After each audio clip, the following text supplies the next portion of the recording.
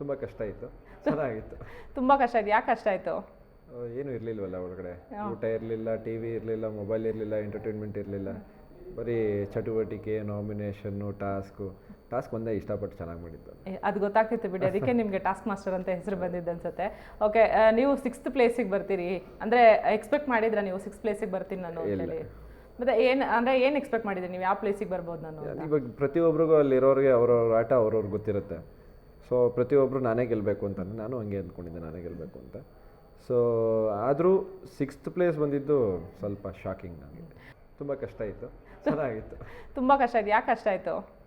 ಏನೂ ಇರಲಿಲ್ವಲ್ಲ ಒಳಗಡೆ, ಊಟ ಇರಲಿಲ್ಲ, ಟಿ ವಿ ಇರಲಿಲ್ಲ, ಮೊಬೈಲ್ ಇರಲಿಲ್ಲ, ಎಂಟರ್ಟೈನ್ಮೆಂಟ್ ಇರಲಿಲ್ಲ, ಬರೀ ಚಟುವಟಿಕೆ, ನಾಮಿನೇಷನ್ನು, ಟಾಸ್ಕ್ ಒಂದೇ ಇಷ್ಟಪಟ್ಟು ಚೆನ್ನಾಗಿ ಮಾಡಿದ್ದು. ಅದು ಗೊತ್ತಾಗ್ತಿತ್ತು ಬಿಡಿ, ಅದಕ್ಕೆ ನಿಮಗೆ ಟಾಸ್ಕ್ ಮಾಸ್ಟರ್ ಅಂತ ಹೆಸರು ಬಂದಿದ್ದು ಅನ್ಸುತ್ತೆ. ಓಕೆ, ನೀವು 6th ಪ್ಲೇಸಿಗೆ ಬರ್ತೀರಿ ಅಂದರೆ ಎಕ್ಸ್ಪೆಕ್ಟ್ ಮಾಡಿದ್ರಾ ನೀವು 6th ಪ್ಲೇಸಿಗೆ ಬರ್ತೀನಿ ನಾನು ಅಂತೇಳಿ?